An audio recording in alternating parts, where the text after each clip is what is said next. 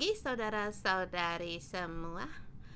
Hari ini memberikan kabar yang bagi kalian ya, yang baik.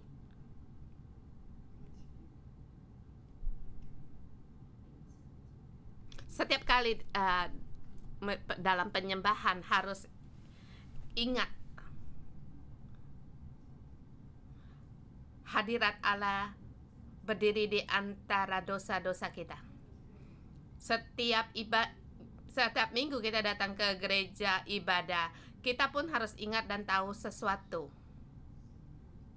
Hadirat Allah berdiri di dalam dosa-dosa kita. Ini tema untuk renungan pagi di hari ini, dan hari ini firman-Nya yang dari Allah untuk kita.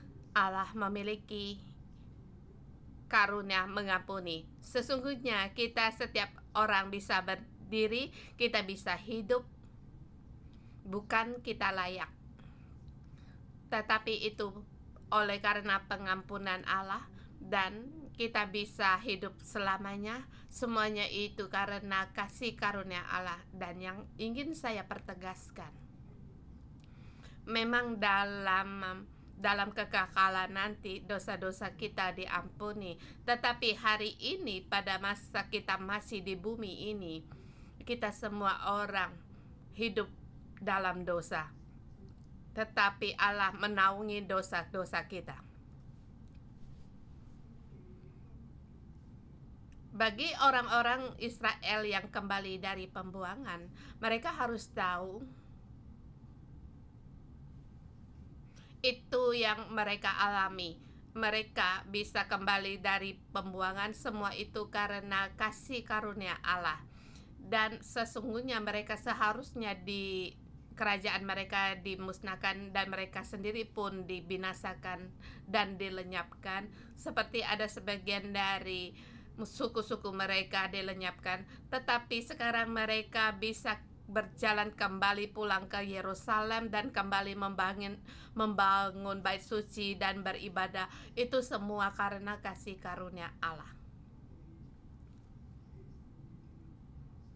Kita dalam melihat dalam kitab 2 Samuel hari ini dalam 1 Tawarik, kita hari ini membaca pasal 21. Kita telah membahas dalam 21 pasal. Pasal 1 sampai 9 yang nama mereka yang kembali dari pembuangan, dan siapa yang bisa kembali dari pembuangan. Ini adalah orang-orang yang mendapatkan kasih sayang, tapi ini bukan karena keberuntungan. Tetapi pasal 10 sampai dengan 11, janji Allah kepada Daud untuk menegakkan kerajaan Daud. Janji Allah kepada Daud sangat penting, sehingga baru Daud bisa mendapatkan kerajaannya. Itu semua karena anugerah Allah kepadanya. Kemudian setelah Daud mendapatkan kerajaan, yang terpenting apakah itu? Yaitu tabut perjanjian, yaitu hadirat Allah. Jadi menggunakan 4 pasal dari pasal 13 sampai dengan 16 untuk membahas tentang tabut Allah. Dan kita pun menyebut seperti tabut Allah mempunyai kaki, bisa berjalan sampai ke tempatnya. Walaupun tabut diangkut oleh manusia, tetapi tidak boleh sembarangan mengangkatnya, sebab punya kehendak Allah. Kemudian menyatakan tentang perjanjian Allah dengan Daud, mengikat janji yang kita menyatakan kerajaan Daud, tabut Allah, kemudian perjanjian.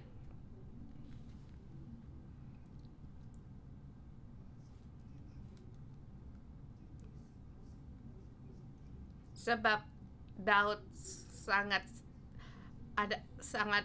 setia kepada Allah, dan Allah mengikat perjanjian dengan Daud di pasal 17, dan situ bisa di pasal yang juga yang di situ mempertegaskan Allah menaklukkan segala musuh-musuh Daud. Jadi 1 Taurik 18 sampai 20 kita melihat Allah menaklukkan segala musuh-musuhnya. Tetapi apakah itu karena kemahiran Daud sehingga bisa melakukan semuanya itu? Bukan. Tetapi itu adalah anugerah pengampunan Allah dan kita mengatakan di pasal 20 itu anugerah pengampunan, dan Allah sungguh, dan saya mengatakan di situ Allah sungguh benar-benar mengampuni dan masih memakai semaksimal mungkin. Dan di situ menyatakan dalam bersatu hati, Yoab dan Abisai mereka bersatu hati untuk mengalahkan orang Amon dan orang Amon. Bahkan mereka harus percaya kepada janji Allah.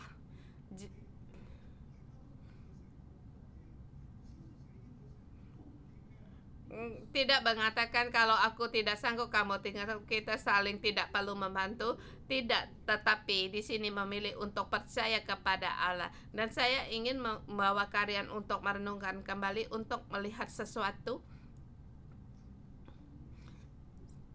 bisa pulang dari pembuangan itu karena anugerah Tuhan, dan setelah kembali dari pembuangan mereka harus merenungkan dari sejarah orang kerajaan Israel untuk merenungkan sesuatu,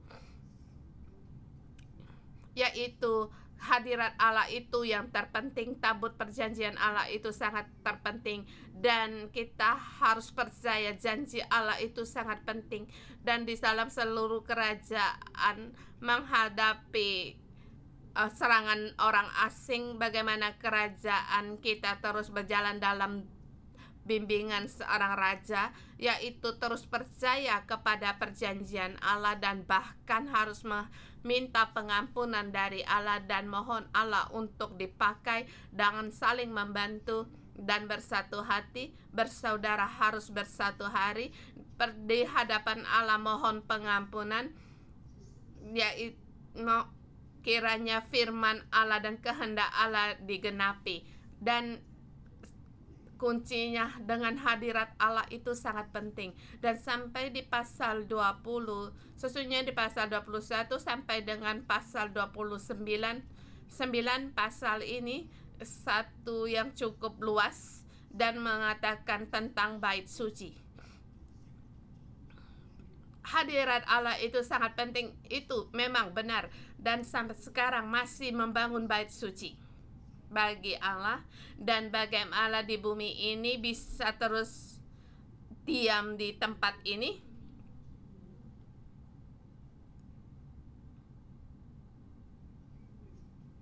Kita harus membangun bait suci bagi Allah, dan di dalam 9 pasal yang menyatakan persiapan bait suci. Dan hari ini adalah pasal yang pertama. Kita mengatakan pulang dari pembuangan itu adalah anugerah atau kasih karunia, tetapi hadirat Allah itu sangat penting. Dan bagaimana hadirat Allah itu ada di tengah-tengah kita. Dan kalau hadirat Allah ada di tengah-tengah itu, apa yang dimaksud yang hendak dijelaskan dalam pasal ini? Dan rupa atau sifatnya bagaimana, dan mendirikan bait suci dengan berdasarkan apa.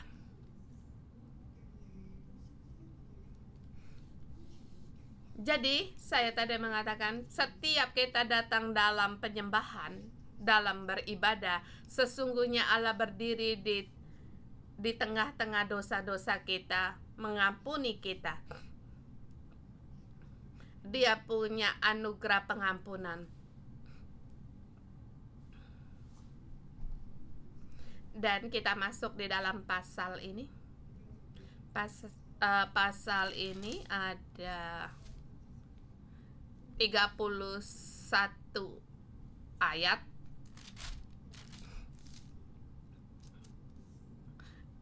Bisa dibagi dalam 4 bagian.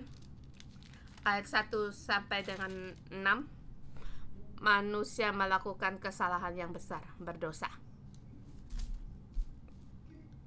Iblis bangkit melawan orang Israel dan ia membujuk Daud untuk menghitung orang Israel.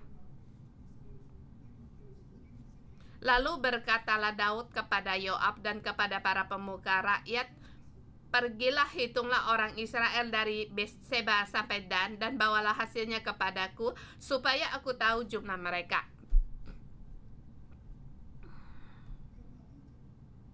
Lalu Yoab berkata, karena keterbatasan waktu tidak dibaca semua.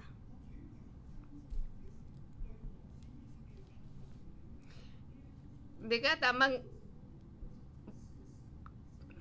kiranya Tuhan menambahi rakyat 100 kali lipat daripada sekarang, ya Tuhan. Bukankah mereka hamba-hamba Tuanku? Mengapa Tuanku menuntut hal ini?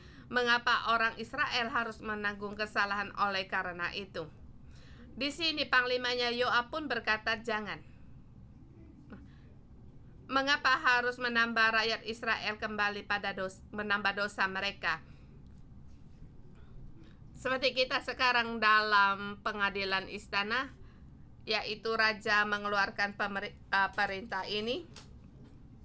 Panglima, kamu pergi hitung orang Israel dari Berseba sampai Dan. Kemudian pulang, beritahu saya berapa jumlah mereka. Kalau ini dalam pengadilan di istana, jangan yang mulia. Mengapa kamu harus menambahkan dosa rakyat?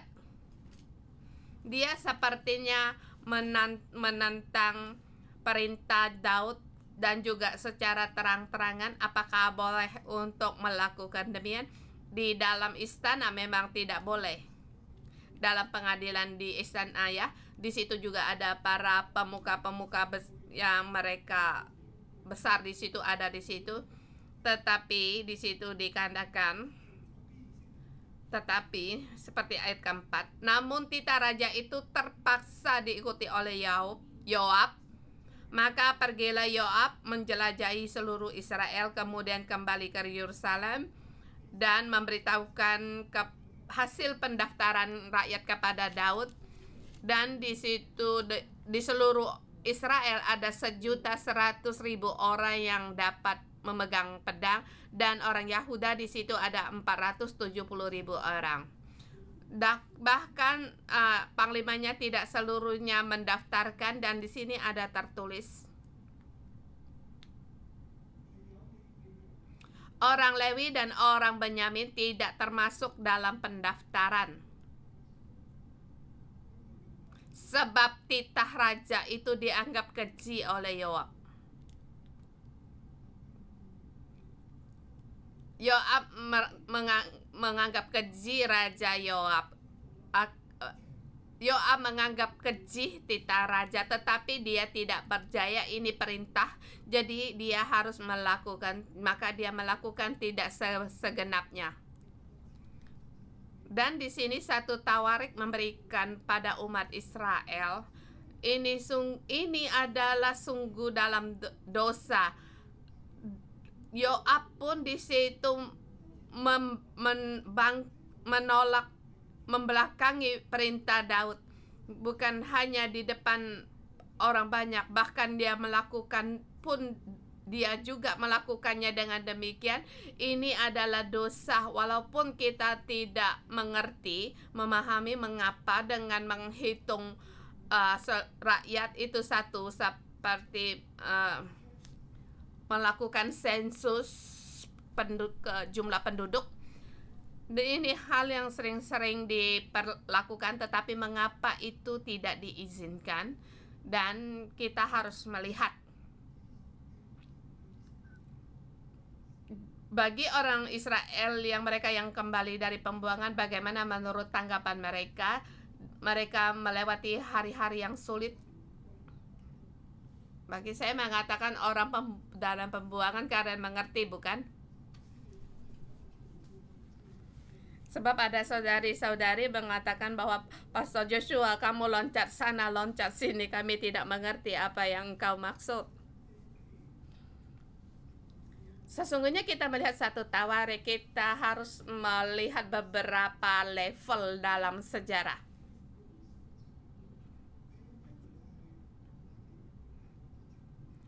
Setelah kembali pembuangan itu sekitar 500 sebelum Masehi. Dan sebelum sekitar tahun 400 sampai 500 sebelum Masehi, dan di masa itu saat kitab Tawarik ditulis, dan data-data ini mereka di mana temukan, mereka peroleh, yaitu dulu di zamannya Raja Daud, dan di zaman Daud data-data ini itu juga ditulis setelah di zaman raja-raja. Jadi di sini ada 8 level.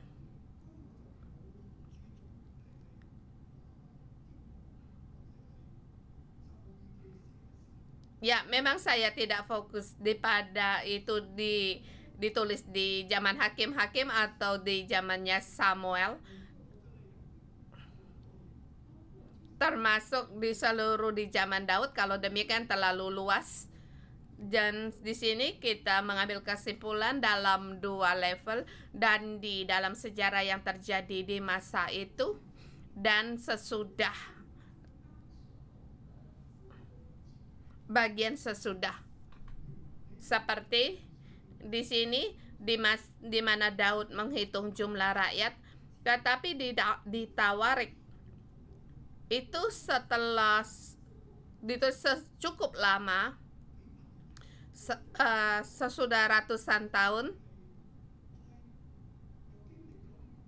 dan mereka juga mengalami negara mereka diruntuhkan, kemudian merenungkan kembali. Setelah merenungkan kembali bagaimana satu negara bisa berdiri tegak, mengapa negara bisa diruntuhkan, dan bagi kita hari ini dalam sejarah ada pengajaran apa untuk kita. Negara kita sekarang diruntuhkan, sekarang kita punya kesempatan untuk menentukan dalam sejarah ini bagaimana mendapat pengajaran, dan dari masa itu dalam situasi mereka kembali dari pembuangan. Semoga ini bisa membantu kalian. Dan di dalam 1-2 Tawarik, 2 Tawarik pasal 14, di situ menulis tentang Allah murka kepada orang Israel, sehingga Allah di situ membujuk Daud untuk menghitung orang Israel. Dan yang di 1 Tawarik menulis satu kespesialan, iblis bangkit melawan orang Israel. Iblis bangkit melawan orang Israel. Ini memberitahukan bahwa iblis step up again Israel. Yaitu iblis bangkit, setan bangkit melawan orang Israel. Maka dalam terjemahan kita itu iblis bangkit melawan orang Israel, yaitu stand against.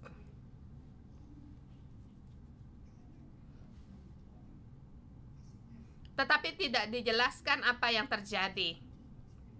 Penulis 1 Tawarik itu menjelaskan Allah murka kepada orang Israel. Saya berdiri di sebelah sini, yaitu dalam 2 Samuel, kitab 2 Samuel, Allah murka kepada orang Israel sehingga di situ membujuk Daud untuk menghitung orang Israel. Bagaimana murkanya ini? Sesungguhnya apa kesalahan orang Israel? Di sini kita bisa melihat mungkin orang Israel mereka sangat sombong. Wah, kita kerajaan Daud begitu hebat, begitu lihainya pasukan tentara kita, atau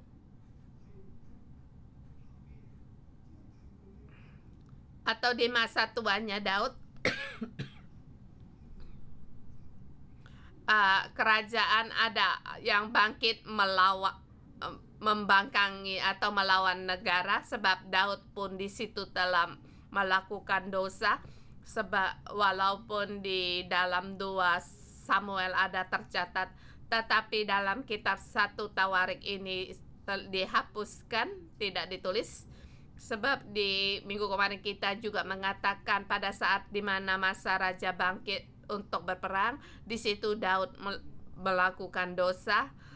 Ada karenanya bangsa-bangsa mulai goncang, di situ ada suara. Jadi di sini Daud tahu, maka harus dia ingin menghitung rakyatku, menguatkan negaraku. Dalam dua pihak ini juga ada mungkin Daud terlalu sombong terhadap orang Israel dan merasa, atau mereka merasa ada bencana bahaya datang, jadi mereka menghitung. Jadi sebab yang mereka dihitung ini semua yang bisa memegang pedang, tapi mengapa tidak boleh dihitung? Ini hal-hal yang sering kita tidak mengerti. Untuk melakukan sensus penduduk, mengapa bisa timbul permasalahan? Rupanya di perjanjian lama, mereka di situ menghitung jumlah rakyat itu ada tujuan. Ada perintah Allah, ada keinginan Allah, dan bahkan ada tujuan untuk menghitung. Seperti keluar di kitab Keluaran dari Mesir, mereka juga menghitung berapa jumlah rakyat dan mendirikan kemah, dan setiap orang harus memberikan korban penebusan.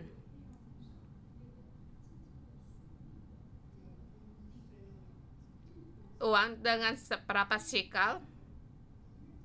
Jadi setiap orang harus di situ setelah menghitung berapa orang, dan setiap orang itu ada membayar setengah sikal, dan juga ini juga uang ini dipakai untuk mendirikan bait kemah suci dan kepentingan kemah suci.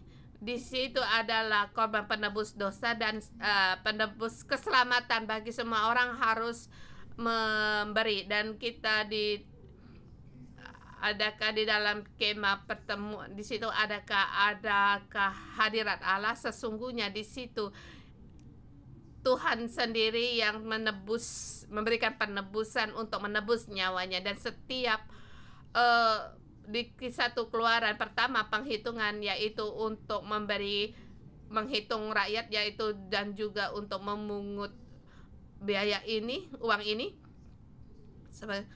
Dan ini dengan arti semua nyawa itu adalah milik Allah, dan sekarang Allah ada di tengah-tengah kita. Sebab Allah menebus nyawa kita, dan Allah menerima harga penebus nyawa kita, dan dilakukan untuk digunakan di kemah Allah. Jadi di situ mereka melakukan menghitung rakyat. Tetapi di sini kali ini Allah tidak menyuruh Daud melakukannya dan tidak menyatakan apa tujuannya.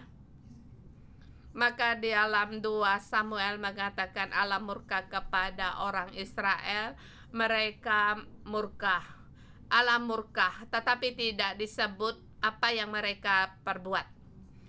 Dan sampai di 1 Tawarik melewati bertahun-tahun, ratusan tahun mereka merenungkan kembali perkara ini, yaitu melambangkan perubahan dalam dunia spiritual, yaitu iblis yang bangkit melawan orang Israel, sehingga hati orang Israel mulai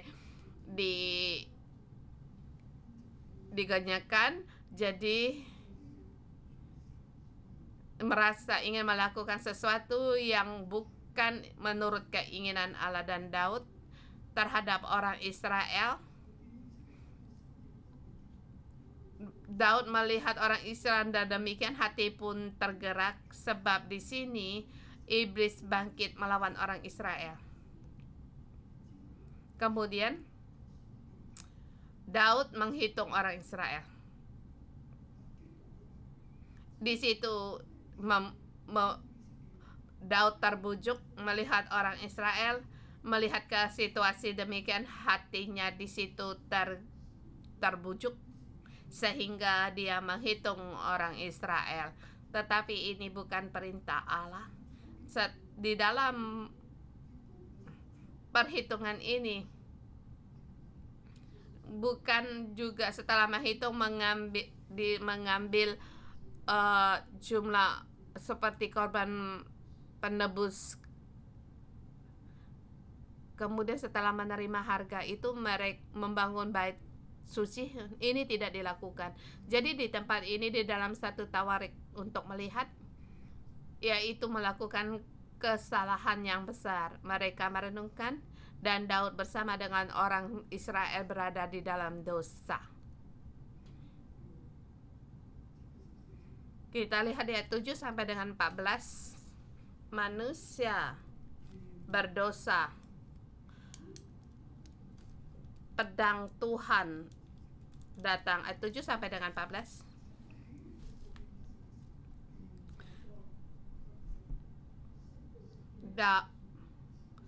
Tetapi hal itu jahat di mata Allah, sebab itu dihajarnya orang Israel. Lalu berkatalah Daud kepada Allah, aku telah sangat berdosa karena melakukan hal itu. Maka sekarang jauhkanlah kiranya kesalahan hambamu, sebab perbuatan itu sangatlah bodoh. Sebab perbuatanku itu sangat bodoh. Allah tidak berkenan. Daud tahu. Maka dia langsung di situ kembali bertobat, dan dia berkata, sekarang aku sangat berdosa, mohon Tuhan mengampuni aku, sebab perbuatan itu sangat bodoh.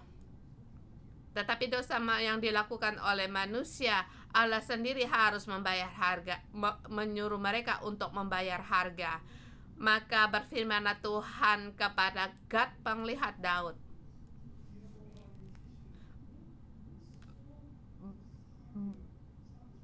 di sini beginilah firman Tuhan, ada tiga pilihan.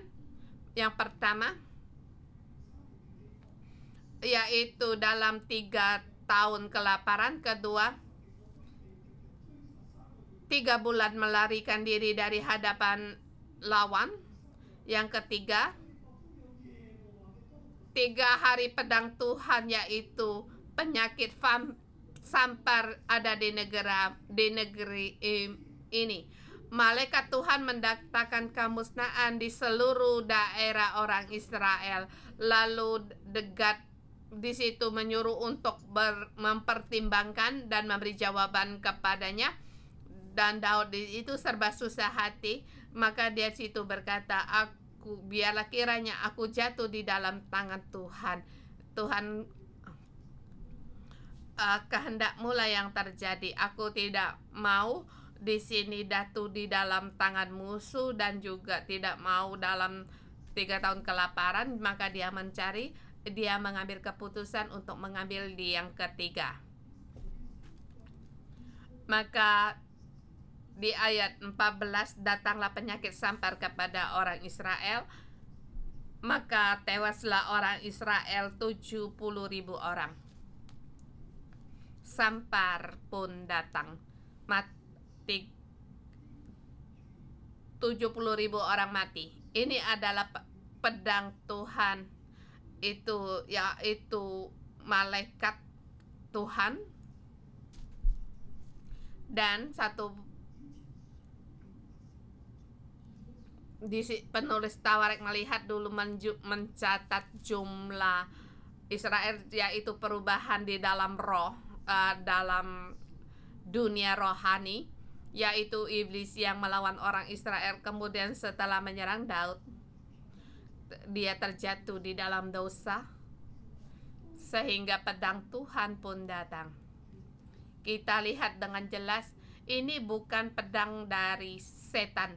Setan tidak bisa membunuh satu manusia pun, dia tidak berkuasa. sebab setiap hidup manusia ada di dalam tangan Tuhan Allah.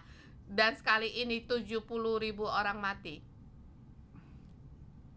Itu disebabkan karena pedang Tuhan, yaitu Allah yang mendatangkan sampar.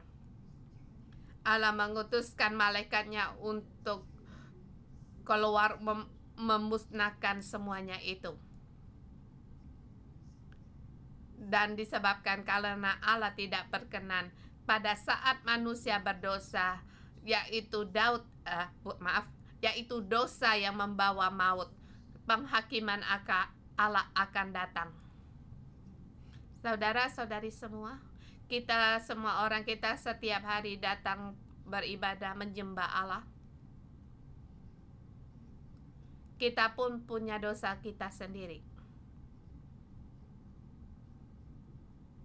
Seharusnya kita sudah serba tidak sanggup, seperti apapun, kita tidak bisa melakukan apapun. Seperti Daud sekarang, dia menghitung sebenarnya untuk kepentingan negaranya, karena ada hubungan dengan keamanan negara sebagai raja yang bertanggung jawab, yang untuk melindungi negaranya.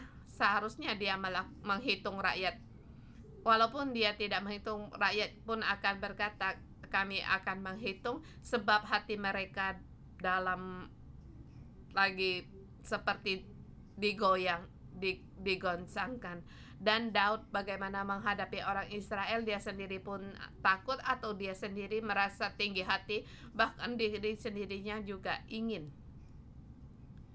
Tetapi dia melakukan dosa ini dalam satu Tawarik melihat ini adalah pengaruh oleh kuasa setan di dalam dunia rohani.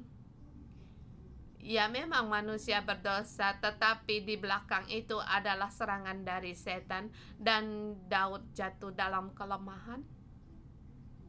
Dan juga ini mengingatkan orang-orang yang kembali dari pembuangan untuk kita harus berhati-hati untuk berjaga-jaga terhadap serangan dari setan, bukan hanya melihat penampilan, tetapi yang di belakang hal yang terjadi di dalam dunia rohani. Saudara semua, sekarang pun gereja, apapun terjadi, kita juga harus melihat latar belakang di dunia rohani apa yang terjadi. Allah ingin membangkitkan kita, tetapi musuh tidak mau untuk dibangkitkan Allah. Jadi dia berdiri against kita, menyerang kita. Tetapi kita sendiri harus berhati-hati, sebab kita pun mudah akan terjatuh dalam dosa.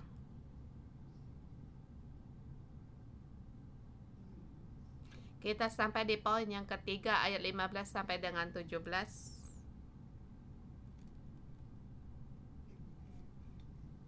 Perubahan dalam dunia rohani. Lalu di situ pula Allah mengutuskan malaikat ke Yerusalem untuk memusnahkannya. Dan ketika hendak dimusnahkan, maka Tuhan melihat, lalu menyesallah ia karena malapetaka yang hendak didatangkannya itu. Lalu berfirmannya ia kepada malaikat pemusnah itu, cukup turunkanlah sekarang tanganmu itu. Pada waktu itu malaikat Tuhan sedang berdiri dekat tempat pengiringan Ornan orang Yebus.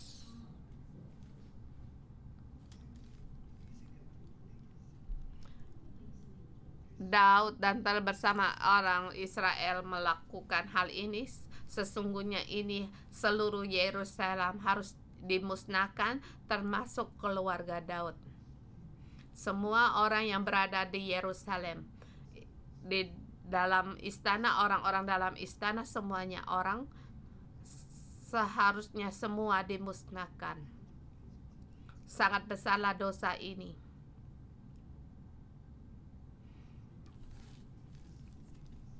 Tetapi malaikat pencabut nyawa ini, malaikat pedangnya terangkat di atas Yerusalem yang hendak menurunkan Yerusalem dengan sampar. Di situ pada saat itu Tuhan melihat, kemudian ia menyesal. Cukup, turunkan sekarang tanganmu itu. Sekarang sudah mati 70.000 orang. Cukup, turunkanlah tanganmu itu. Hati Tuhan kembali, hati Tuhan kembali lunak. Tuhan ingat akan janjinya kepada Daud. Tuhan Allah di situ tidak membelakangi janji-janjinya, sebab janji Allah kepada Daud untuk menegakkan kerajaannya sampai selamanya. Sekarang bagaimana mungkin aku membiarkan seluruh keluarga Daud dimusnahkan? Bagaimana mungkin saya membiarkan Daud mati? Dan bagaimana mungkin saya di seluruh Yerusalem semua rakyatnya dimusnahkan? Tuhan menyesal. Aku tidak mau berbuat demikian dan berkata kepada malaikat pemusnah, cukup, turunkanlah tanganmu itu. Maka berhentilah tangan yang hendak pedang yang hendak diturunkan itu. Pada saat itu malaikat berada di tempat pengirikan Ornan. Di tempat pengirikan ini hendak menurunkan pedangnya, tapi di situ Allah menghentikannya. Kemudian kita melihat Daud mengangkat muka, maka dilihatnya lah malaikat Tuhan berdiri di atas bumi dan langit dengan pedang di tangannya, pedang terhunus yang diancungkan ke atas Yerusalem. Ini satu yang luar biasa. Daud di situ dia melihat di atas pengirikan di sini ada malaikat yang berdiri di antara bumi dan langit. Wah, sangatlah tinggi besar di atas bumi sampai di langit. Sangat tinggi besar, dan juga di tangannya dengan pedang yang terhunus yang diacungkan. Maka Daud bersama dengan rakyatnya segala berpakaian kabung dan sujud dan berdoa, berkata kepada Allah, bukankah aku yang menyuruh menghitung rakyat, dan aku sendirilah yang telah berdosa dan yang melakukan kejahatan? Tetapi domba-domba ini, apakah yang dilakukan mereka? Ya Tuhan Allahku, biarlah kiranya tanganmu menimpa aku dan kaum keluargaku, tetapi janganlah tulah menimpa umatmu.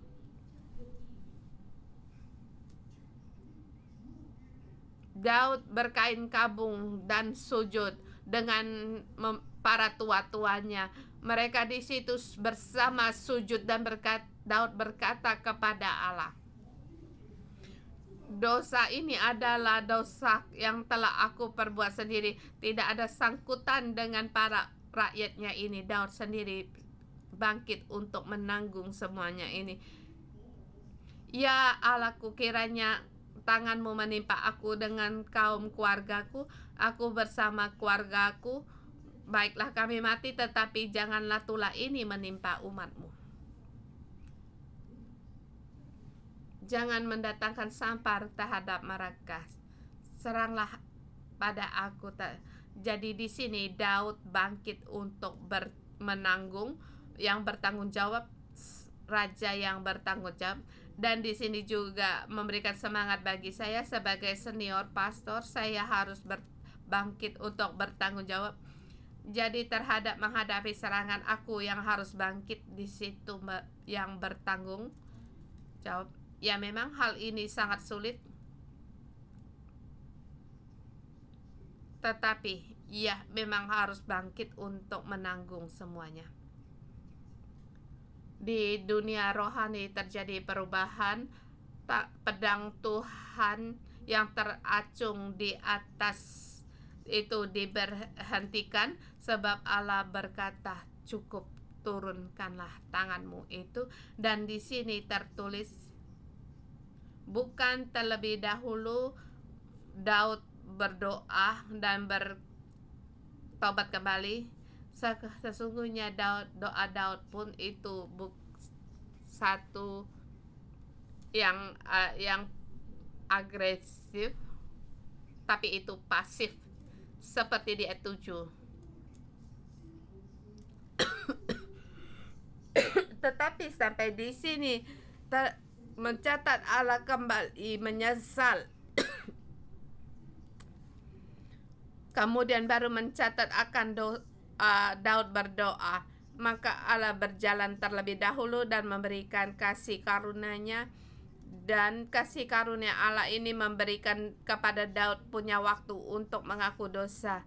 Jadi Daud punya kasih karunia, dan Daud disertai dengan pertobatan Daud dan juga bertanggung jawab. Dan kita melihat di yang terakhir 18 sampai dengan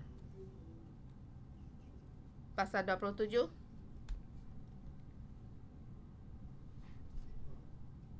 Seharusnya di sini ada 5 poinnya. Ayat 18 sampai dengan 17. Allah mempunyai kasih karunia atau Allah punya anugerah pengampunan. Kita lihat di ayat 18. Dimulai. Kemudian malaikat Tuhan menyuruh Gad berkata kepada Daud bahwa Daud harus pergi untuk mendirikan mezbah bagi Tuhan di tempat pengiringan Ornan orang Yebus itu. Pada saat itu juga Ornan sedang mengirik gandum. Dia pun memalingkan dirinya dan juga dia melihat malaikat itu. Melihat malaikat hendak memusnahkan Yerusalem, dia bersama anak-anaknya dan keluarganya di situ sembunyi. Maka Daud di situ mendapatkan Ornan. Dia keluar mendapatkan Daud, dan Daud berkata,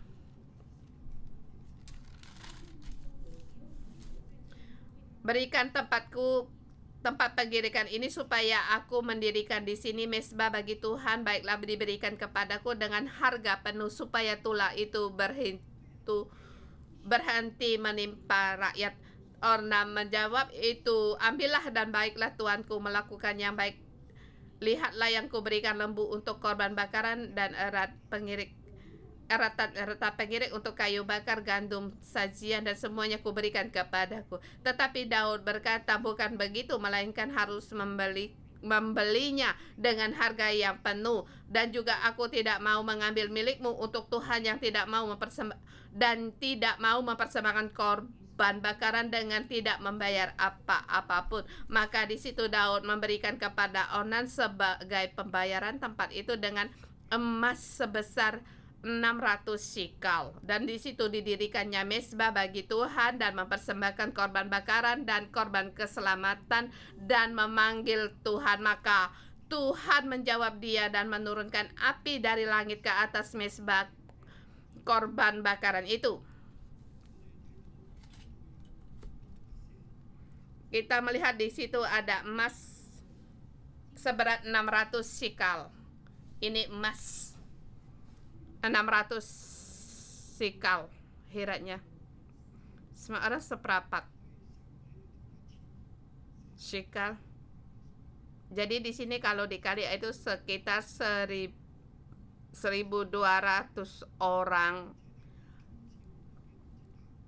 sebagai korban penebus korban keselamatan penebus. Dan ini juga dilakukan dengan pembayaran dengan emas bukan perak. Maka Daud mengeluarkan dengan membayar harga ini yang mewakili, yaitu membayar persembahan penebusan ini di seluruh Israel dengan juga 12 suku. Dan bahkan di situ ada api yang dari langit yang berkenan di atas korban bakaran itu. Kemudian Daud mempersembahkan korban di sana. Ketika melihat bahwa Tuhan telah menjawab. Dia di atas penggirikan ornan itu, dia di situ terus dibuatnya kemah suci di situ. Dia tidak lagi pergi di bukit pengorbanan di Gibeon.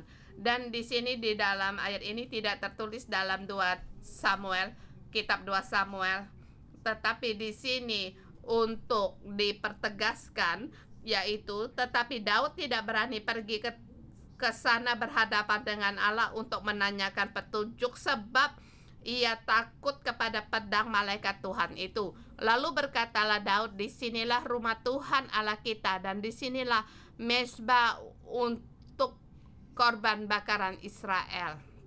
Jadi lihat Daud bersama orang Israel berdosa, malaikat pemusnah hendak memusnahkan kota itu. Di situ malaikat yang berdiri di antara langit dan langit hendak memusnahkan mereka Yerusalem, tetapi Allah melihat di situ, Allah menyesal, kemudian berkata kepada malaikatnya untuk cukup untuk menurunkan segala tangannya itu. Dan juga Daud di situ bangkit untuk menanggung kesalahan ini, dia menanggung jawabnya dan berkata, Tuhan, biarlah kiranya tanganmu menimpa aku dan kaum keluargaku, tetapi janganlah tulah menimpa umat itu. Kemudian di situ malaikat Tuhan menyuruh Daud untuk untuk mendirikan mezbah di tempat orang Yebus itu. Demikian juga yang dilakukan Daud. Demikianlah Daud juga di sini kembali membangun bait suci, ya, dan berkata, disinilah rumah Tuhan Allah kita, disinilah mezbah untuk korban bakaran orang Israel. Daud tidak lagi pergi ke bukit Gibeon, tetapi di Yerusalem di bait suci Allah, yaitu mezbah baru Allah, yaitu mezbah baru kemah suci Allah. Dan tempat ini tempat untuk tempat korban bakaran. Kita lihat bait suci didirikan, Allah ada di tengah-tengahnya, dan tempat ini mengingatkan sesuatu. Apa itu? Yaitu mengingatkan dosa orang Israel. Hampir seluruh negara mereka dimusnahkan, bahkan seluruh negara Israel, keluarga kerajaan Daud dimusnahkan, keluarga Daud hendak dimusnahkan, tetapi Allah menunjukkan kasih karunia-Nya, dan di sini bait suci didirikan dan hadirat Allah diam di tempat itu. Tetapi tempat ini, yaitu tempat yang awalnya hendak dimusnahkan Allah, dan tempat di mana dosa-dosa orang Israel. Setiap bait suci dalam beribadah kepada Allah, orang-orang Israel sujud di tempat itu. Dan mereka pun harus tahu, kita berdosa. Allah mengampuni kita. Allah mempunyai anugerah kasih karunia-Nya. Sampai sekarang kita bisa berada di sini, kita bisa kembali dari pembuangan, dan kita bisa kembali membangun bait suci dan mendirikan bait suci, semua karena kasih karunia Tuhan. Disinilah saudara-saudari semua, yaitu makna dari bait suci, ya, hadirat Allah seluruhnya menaungi segala dosa-dosa kita. Jadi kita pada saat datang beribadah, kita mohon Tuhan agar Tuhan menaungi dosa-dosa kita, dan sesungguhnya kita berkata, Tuhan, seharusnya kami yang layak mata, seperti yang dikatakan Daud, ya Allahku, biarlah kiranya tangan-Mu menimpa aku dan kaum keluargaku. Tetapi saya mohon kepada Engkau untuk mengampunkan segala kesalahan orang Israel. Ya Allah, kami yang layak mati, tetapi tempat yang layak mati itu malah dijadikan tempat di mana bait suci Allah didirikan. Dan kembali kita melihat serangan setan terhadap orang Israel sesungguhnya menggenapi bait suci didirikan. Allah yang ajaib, yang Allah genapi melampaui apa yang kita pikirkan. Amin. Ingin terus menjelaskan, tetapi telah lewat banyak waktu. Maaf. Kiranya Tuhan memberkati kita semua. Amin.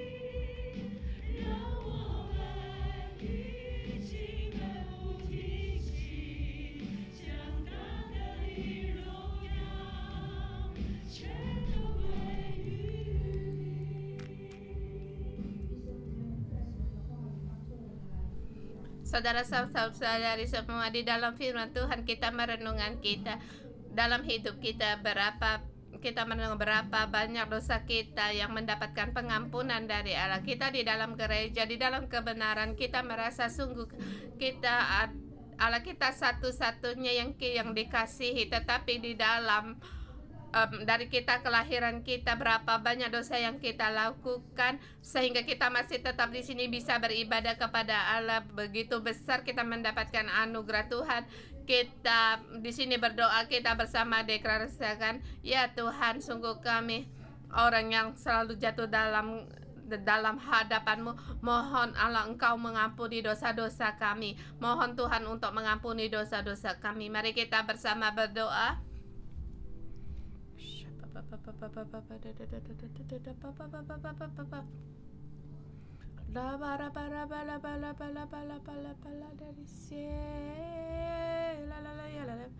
Tuhan ampuni segala dosa-dosaku, sungguh selalu banyak. Bahkan setiap hari Tuhan diulang-ulang kembali. Tuhan mohon Engkau mengampuni dosa, selalu juga menjatuh dalam kami. Tuhan mohon Engkau ampuni, mohon ampun segala kelemahan kami. Tuhan Yesus, aku datang di hadapan, sungguh Tuhan mohon kepada Engkau. Aku sungguh bersyukur dan berterima kasih. Dulu kami dalam sekolah juga adalah penyembah berhala, dan bahkan ibu saya juga adalah orang sebagai imam penyembahan berhala, dan saya pun ikut dalam penyembahan ini. Jadi sehingga hidupku banyak sekali tekanan, bahkan sering-sering melihat akan kuasa kegelapan, sering-sering stres, khawatir, sering-sering jatuh dalam belenggu ini. Tetapi ya Allahku, aku bersyukur sebab karena pada saat aku mengenal Engkau, Engkau menyelamatkan hidupku dari kekhawatiran. Engkau menyelamatkan aku dari keterikatan. Bahkan Tuhan, Engkau bukan hanya menyelamatkan hidup, kan bahkan menyelamatkan hidup keluargaku. Dari ibu saya yang penyembahan gembala, dia sekarang menjadikan milik Engkau Yesus. Bahkan di dalam hidupnya dia orang yang takut akan Engkau, bahkan dia mengikuti Engkau. Tuhan, aku berterima kasih di dalam hidupku. Sungguh dari ketidakpercayaan diri, dalam ketakutan, dari keterikatan, karena keselamatan Tuhanmu itu, Tuhan, Engkau membebaskan aku. Bahkan sampai sekarang aku bisa berdiri di dalam bait suci-Mu menyembah Engkau. Semua karena anugerah-Mu Yesus. Sehingga di dalam bait suci-Mu aku bisa mendengar firman-Mu. Sungguh ini anugerah yang besar di dalam hidupku. Keluargaku percaya Yesus ini adalah anugerah yang Kau berikan kepadaku. Terima kasih Tuhan atas keselamatan-Mu. Kalau bukan karena keselamatan dari-Mu Tuhan, kami sekeluarga masih tetap berjalan dalam kegelapan. Tuhan, aku memuji Engkau. Ya Tuhanku, kami datang di hadapan kami sering berkata bukan hanya kami sebelum percaya Tuhan berdosa kepadamu, bahkan sampai sekarang kami percaya kepada Tuhan, tapi kadang sering-sering kami saling terjatuh dalam dosa. Bahkan dalam pikiran kami berdosa, kami juga masih berbohong.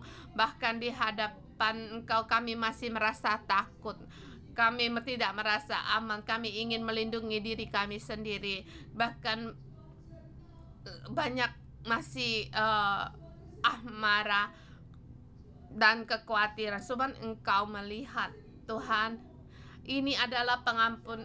Engkau mengampuni. Engkau ya Mas Tuhan, kami dalam gereja-Mu kami bisa berdiri. Tuhan, sungguh Engkau Raja kami, Engkau yang menyelamat kami. Seringkali kami terjatuh, seringkali kami datang ke gereja bagaimana orang Kristen, dan mengapa gereja bisa demikian, mengapa staf gereja bisa demikian. Tuhan, Engkau sering dalam hati, Engkau sering mengatakan bahwa hati manusia sangat licik dari segalanya Tuhan. Tetapi kami bersyukur kepada Engkau, dengan darah-Mu Engkau menaungi kami, anugerah-Mu mengaungi kami. Kami mau menyembah Engkau Tuhan, kami menyambut Engkau di tengah kami. Dan di Gereja 611 bisa berdiri di hadapan-Mu selama 23 tahun, semua karena anugerah-Mu. Karena kami mau memuji-Mu segala sesuatunya. Kami bersyukur kepada Engkau. Saudara semua, mari kita berseru pada hadirat Tuhan. Di dalam anugerah Tuhan, kita berseru kepada Tuhan.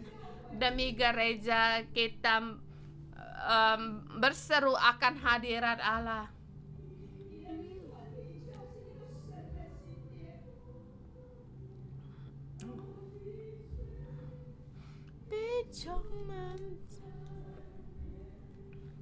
Besar anugerah-Mu Tuhan. Engkau sangat peduli padaku. Ini besar anugerah-Mu, darah-Mu mengalir bagiku.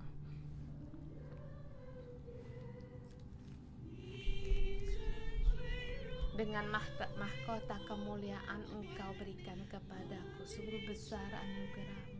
Mulutku Tuhan harus dipenuhi dengan pujian bagi-Mu.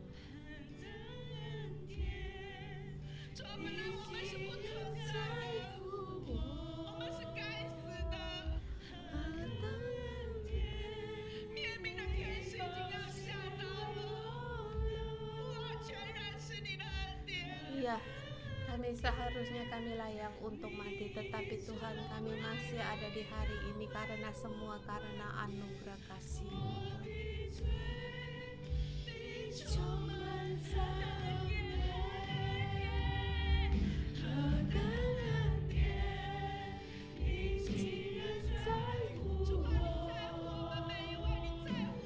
Tuhan, Engkau peduli kepada kami semua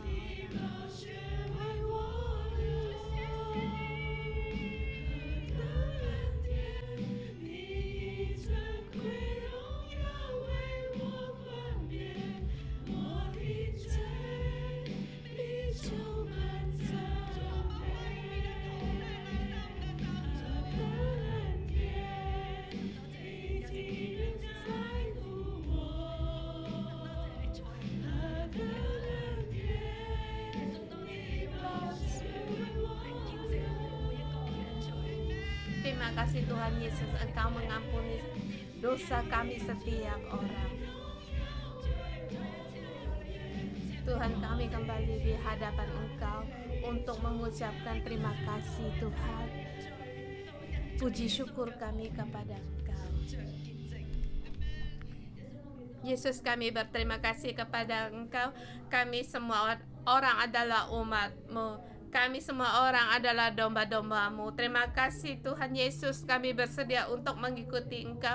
Dan juga kami ingin berdoa untuk gereja kami. Gereja kami adalah milik Engkau. Kami adalah pengantinnya Kristus. Kami adalah tubuh Kristus. Gereja punya kelemahan, manusia punya kelemahan, tetapi Engkau anugerah punya belas kasihan, punya anugerah. Engkaulah Tuhan penasehat ajaib. Walaupun negara kami menghadapi serangan, tetapi Tuhan, berkat itu ada pada ini, dalam ini yang membawa perubahan besar bagi gereja kami. Walaupun seperti Daud, walaupun dia berdosa, tetapi membawa perubahan di situ untuk membangun bait suci yang baru. Dan saudara, mari kita berdoa bukan hanya untuk gereja kita, bukan hanya di sini kita mendapat bagaimana, tetapi di situ lebih banyak lagi kelimpahan, bahkan dalam pembangunan yang lebih baru lagi. Kita bersama berdoa.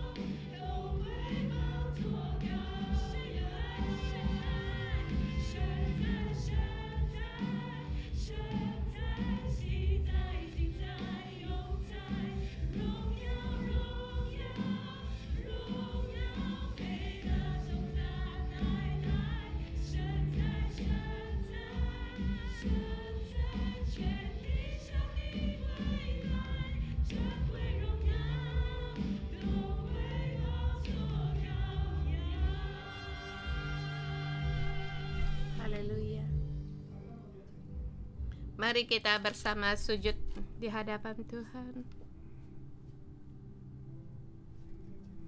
Mari ikutin doa aku. Bapa Sorgawi, aku dan bersama dengan gerejaku, kami berdosa kepada Engkau. Mohon Engkau mengampuni kami. Ampunilah segala dosa-dosa kami. Mohon Engkau hentikan tangan-tangan yang menyerang kami. Mohon Engkau berbelas kasihan kepada kami. Di dalam Engkau ada anugerah pengampunan. Mohon Engkau ingatkan kami janji yang Engkau ikat dengan kami. Ingatlah kami hanyalah manusia, tetapi di dalam keselamatan Kristus kami adalah tubuhmu, adalah umatmu. Tuhan, ampunilah kami, dan juga ampunilah orang-orang yang menyerang kami. Ampunilah orang-orang yang menyerang gereja di dalam dunia spirit, dalam dunia rohani. Mereka juga adalah karena digerakkan oleh iblis. Tuhan, ampunilah. Kami juga adalah anak-anak Engkau. Tuhan, biarlah setiap orang hatinya kembali kepada Engkau, baik itu saudara-saudari kami, bahkan orang-orang yang menyerang gereja. Tuhan, Engkau pun mengampuni. Tidak ada orang yang sanggup berdiri di dalam kekudusan Engkau. Kami mohon Engkau ampuni kami. Kami persembahkan diri kami kepada Engkau. Tuhan, Engkau terus pakailah kami. Sucikan kami. Anugerah-Mu ada datang kepada kami. Engkau berdiri di atas dosa-dosa kami. Engkau menaungi dosa-dosa kami. Engkau berbelas kasihan pada kami dan memberkati kami dan menyertai kami. Kami berterima kasih kepada Engkau dalam nama Yesus Kristus. Amin. Mari kita bangun. Saudara-saudari semua, Allah adalah penasehat ajaib. Kita semua orang punya dosa. Tetapi pada saat kita mau untuk bertobat, Allah mengampuni dosa-dosa kita, dan juga Allah masih memakai kita dan menyertai kita. Amin. Di saat ini kita melihat Daud. Dia di atas tempat pengirikan ini, dia memberikan persembahan, korban persembahan, dan juga di sini membangun bait suci. Dan waktu saya berpikir, waktu saya menghadapi serangan, Allah juga menuntun kita, membangunkan kita ada menara doa. Seperti mezbah yang baru, agar kita bisa terus untuk mempersembahkan di dalam menara doa. Kita terus mengalami akan Allah, dan saya percaya Allah ingin memakai menara doa ini agar gereja kita masuk dalam kebangkitan rohani yang lebih besar lagi. Mari kita tadakan tangan. Ya Allah Bapa, Engkau terus menegakkan seluruh menara doa kami agar api doa ini terus menyala, membawa kebangkitan untuk gereja yang lebih besar kali. Tuhan berbelas kasihan kami, berkatilah kami dan sertai kami semua saudara-saudari kami agar gereja kami terus mengikuti Engkau, dan di setiap kebaktian hadirat-Mu ada di tengah-tengah kami. Engkau memberkati kami. Engkau memberikan berkat kepada kami semua orang, bagi semua anak-Mu, umat-Mu.